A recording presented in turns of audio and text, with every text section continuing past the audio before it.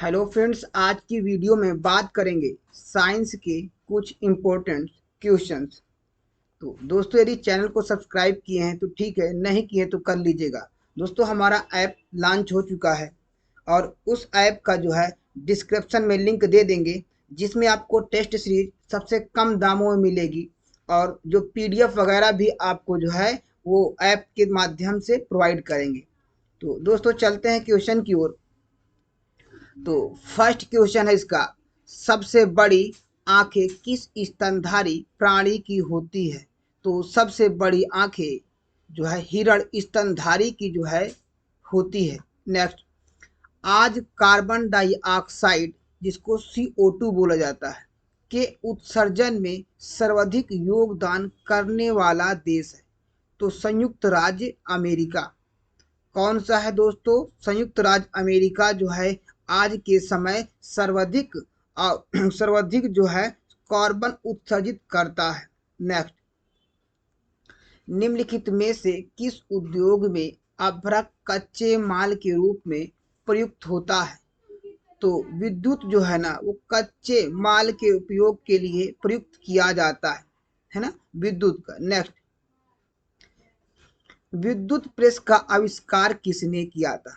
तो विद्युत प्रेस का आविष्कार हेनरी सीले ने किया था। नेक्स्ट, प्रेशर कुकर में खाना जल्दी पक जाता है क्योंकि प्रेशर कुकर के अंदर दाब अधिक होता है। क्योंकि प्रेशर कुकर के अंदर दाब अधिक होता है दोस्तों। नेक्स्ट, दाब बढ़ाने पर जल का क्वथनांक बढ़ता है। यदि जब दाब बढ़ाएंगे तो उसका जो है क्वथनांक वो भी बढ़ जाएगा। नेक्स्ट, प्रत्येक क्रिया के बराबर व विपरीत दिशा में एक प्रतिक्रिया होती है। यह न्यूटन का है। तो दोस्तों, जो क्रिया प्रतिक्रिया का नियम होता है वो न्यूटन का तीसरा नियम होता है। जैसे अगर हम बात करें, है ना, अगर हम किसी को एक तमाचा मारे तो जितना चोट उसको लगी उतना हमको भी लगता है ना, क्योंकि धक्का लगाएंगे। यदि हम दीवार को धक्का लगा रहे हैं मान लो, तो वह उतना प्रेशर हमारे ऊपर भी लग रहा है। तो यही क्रिया प्रतिक्रिया का नियम है। नेक्स्ट, तांबा का शत्रु तत्व है। तो तांबा का जो शत्रु तत्व है वो गंधक होता है। कौन सा? गंधक होता है। नेक्स्ट, उगते व डूबते समय सूर्य लाल प्रतीत होता है क्योंकि लाल रंग का प्रकीर्णन सबसे कम होता है। क्योंकि लाल रंग का प्रकीर्णन जो होता है वो सबसे कम होता है। रेडियो एक्टिवता की खोज किसने की थी? तो रेडियो एक्टिवता की खोज हेनरी बेकुरल ने किया था। किसने किया था? हेनरी बेकुरल ने किया था। नेक्स्ट, दो समतल दर्पण एक दूसरे से 60 अंश के कोण पर झुके हुए हैं। इनके बीच रखी एक गेंद बने प्रतिबिंब की संख्या कितनी होगी? तो दोस्तों, इनके बीच जो है प्रतिबिंब की संख्या जो होगी वो 5 होगी। नेक्स्ट, पानी के अंदर हवा का एक बुलबुला किस तरह बर्ताव करता है? तो पानी के अंदर एक हवा का बुलबुला एक अवतल लेंस की तरह ये जो है बर्ताव करता है। नेक्स्ट, इकाइयों की समस्त व्यवस्थाओं में किस इकाई की मात्रा समान होती है? तो विशिष्ट गुरुत्वाकर्षण जो है, विशिष्ट जो गुरुत्व होता है इसके समान होती है। नेक्स्ट, यदि कोई मनुष्य समतल दर्पण की ओर 4 मीटर प्रति सेकंड की चाल से आ रहा है तो दर्पण में मनुष्य का प्रतिबिंब किस चाल से आता हुआ प्रतीत होगा? तो 8 मीटर प्रति सेकंड की चाल से आता हुआ प्रतीत होगा। नेक्स्ट, कारों और ट्रकों कारों और बसों में ड्राइवर की सीट के बगल में कौन सा दर्पण लगा होता है? तो उत्तल दर्पण लगा होता है। कौन सा दोस्तों? जो ट्रक और कारों में लगा होता है, ड्राइवर के बगल वाला जो होता है वो उत्तल दर्पण लगा होता है।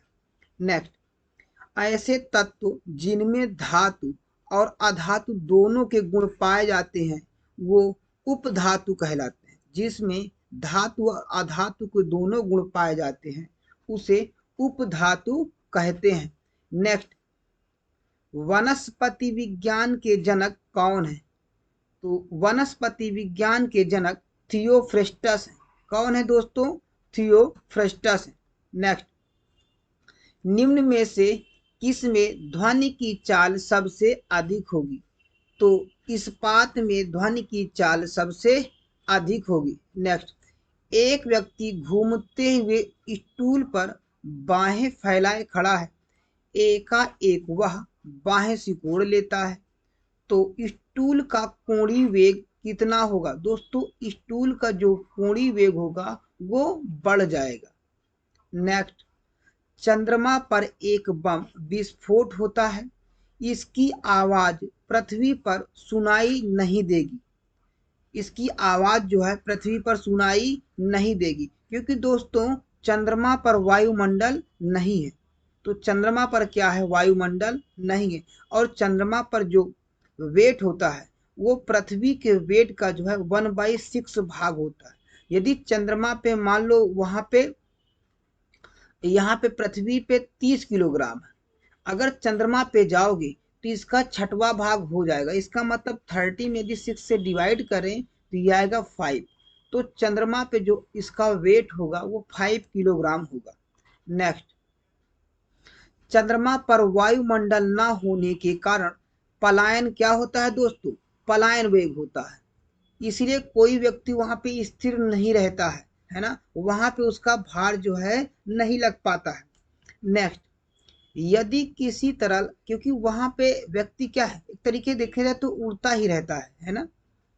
यदि किसी सरल लोलक की लंबाई 4% बढ़ा दी जाए, लोलक जो होता है दोस्तों ऐसे जो पिंड टाइप में होता है ना, बढ़ा दी जाए तो उसका आवर्त काल 2% क्या होगा दोस्तों? 2% बढ़ जाएगा। पहले 4% बढ़ा दी जाए तो आवर्त काल जो होता है वो हाफ हो जाता है। कितना दोस्तों?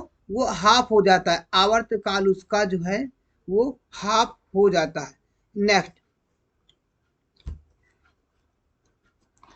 एक लड़की झूल रही है, एक लड़की जो है झूला झूल रही है, उसके पास एक अन्य लड़की आकर बैठ जाती है, तो झूले का जो आवर्त काल होगा दोस्तों वो अपरिवर्तित हो जाएगा। झूले का आवर्त काल क्या होगा? अपरिवर्तित हो जाएगा। नेक्स्ट, हम रेडियो की जो घुंडी घुमाकर विभिन्न स्टेशनों के प्रोग्राम सुनते हैं, यह संभव है किसके कारण दोस्तों? अनुनाद के कारण संभव है ना। जो हम लोग रेडियो वगैरह सब सुनते हैं ना, किसके कारण सुनते हैं हम लोग? ये अनुनाद के कारण होता है। वेंचुरी मीटर जिसको बोला जाता है से क्या ज्ञात होता है? तो वेंचुरी मीटर से जल की प्रवाह की दर ज्ञात किया जाता है। जल की प्रवाह की दर को ज्ञात किया जाता है। नेक्स्ट, चौराहों पर पानी के फुहारे में गेंद नाचती रहती है क्योंकि पानी का वेग अधिक होने से दाब घट जाता है। नेक्स्ट, यदि द्रव्यमान परिवर्तन हुए बिना पृथ्वी अपनी वर्तमान त्रिज्या की सिकुड़न आधी रह जाए तो दिन होगा कितने का होगा दोस्तों? ये 12 घंटे का होगा। नेक्स्ट, यदि किसी पिंड को पृथ्वी से 11.2 किलोमीटर प्रति सेकंड के वेग से फेंका जाए तो पिंड पृथ्वी पर कभी नहीं लौटेगा। किसके दोस्तों?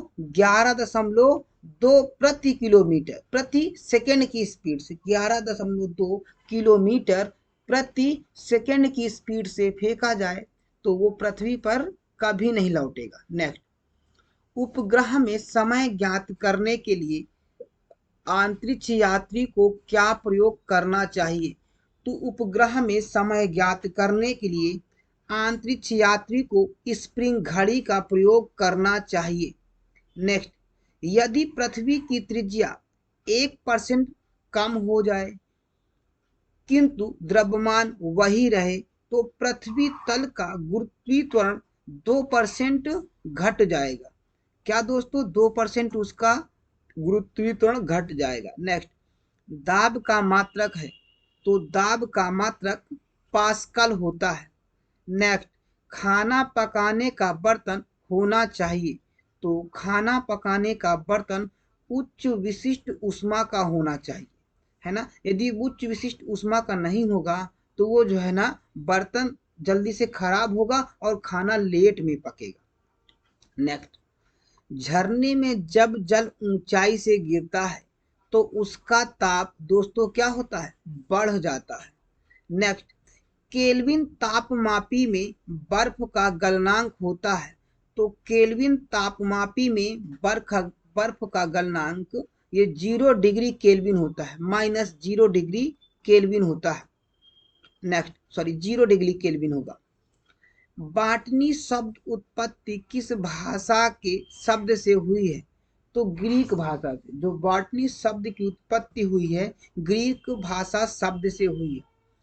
क्यूरी किसकी इकाई का नाम है तो क्यूरी रेडियो एक्टिव धार्मिकता की इकाई का नाम है। नेक्स्ट, किस रंग की तरंग दैर्ध्य सबसे कम होती है तो बैगनी रंग की तरंग दैर्ध्य सबसे कम होगी। नेक्स्ट, कमरे में रखे रेफ्रिजरेटर का दरवाजा खोल दिया जाता है तो कमरे का ताप बढ़ जाएगा दोस्तों। तो क्या होगा, कमरे का ताप बढ़ जाएगा।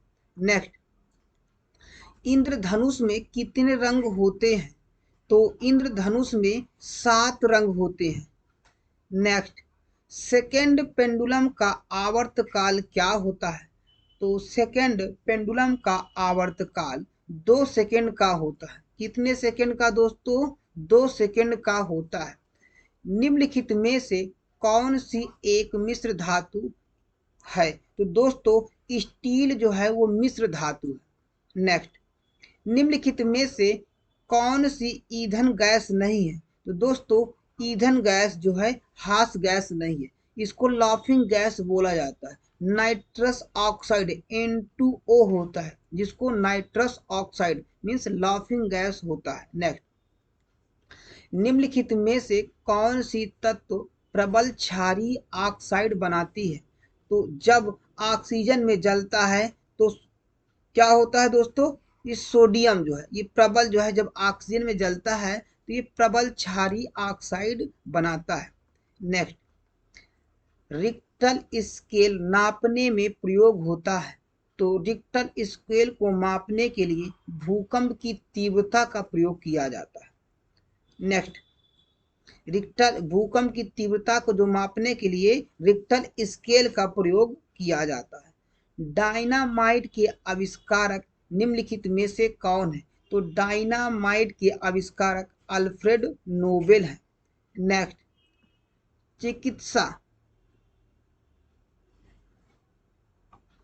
चिकित्सा युद्ध में उपयोग के लिए किन किरणों पर नवीनतम अनुसंधान हो रहा है तो लेजर किरणों पर। किसके किरणों पर, लेजर किरणों पर। नेक्स्ट, आकाश के नीले दिखाई देने का मुख्य कारण है तो आकाश के नीले दिखाई देने का मुख्य कारण वायुमंडल में उपस्थित धूल कण आदि द्वारा किरणों का प्रकीर्णन से होता है।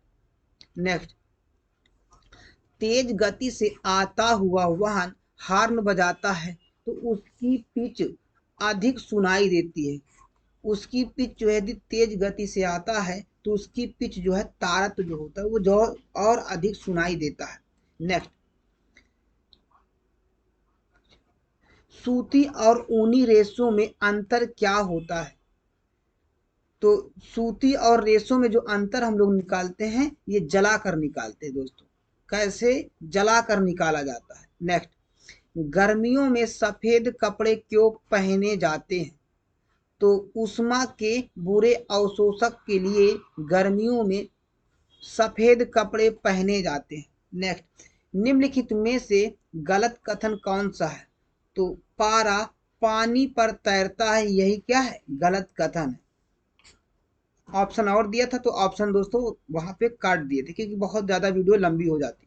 नेक्स्ट, एल्युमिनियम किस खनिज से प्राप्त की जाती है तो एल्युमिनियम बॉक्साइड खनिज से प्राप्त की जाती है। नेक्स्ट, कैलोरी की मापन इकाई क्या है? तो कैलोरी की मापन इकाई ऊष्मा है।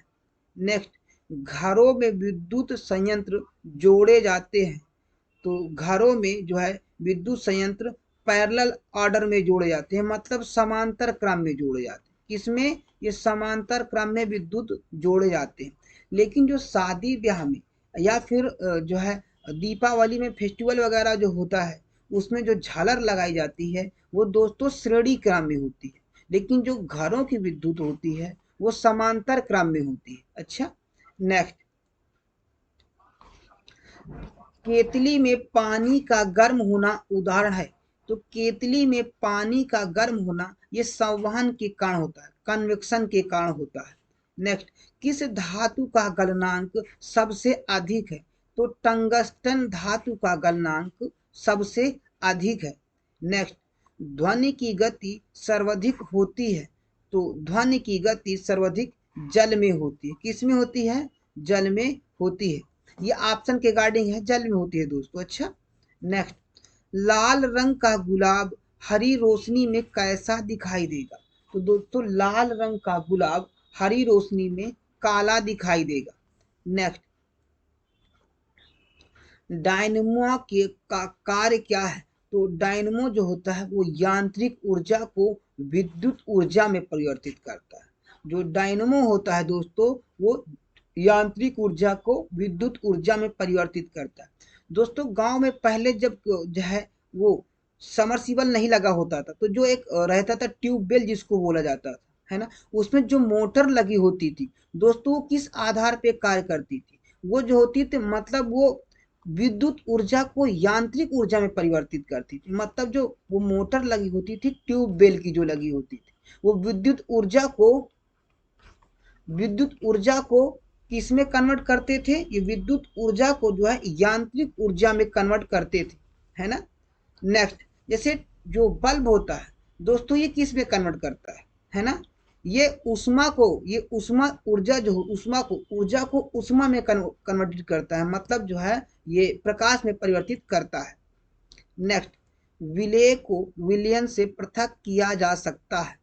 तो विलेय को विलयन से वाष्पीकरण द्वारा पृथक किया जा सकता है। किसके द्वारा दोस्तों? वाष्पीकरण के द्वारा पृथक किया जाता है।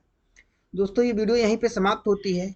यदि आप चैनल को सब्सक्राइब किए हैं तो ठीक है, नहीं किए हैं तो कर लीजिएगा। और हम डिस्क्रिप्शन में जो है ऐप का लिंक दे देंगे। यदि आप उससे कोर्स परचेज करना चाह रहे हैं या आपको पीडीएफ की ज़रूरत है ना, तो जाइएगा, आपको उस ऐप को डाउनलोड कीजिएगा।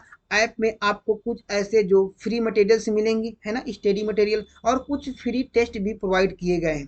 तो जाइएगा, वहाँ पे आपको जो है ऐप के माध्यम से सारा स्टडी मटेरियल प्रोवाइड कर देंगे। दोस्तों मिलते हैं नेक्स्ट वीडियो में, तब तक के लिए थैंक यू।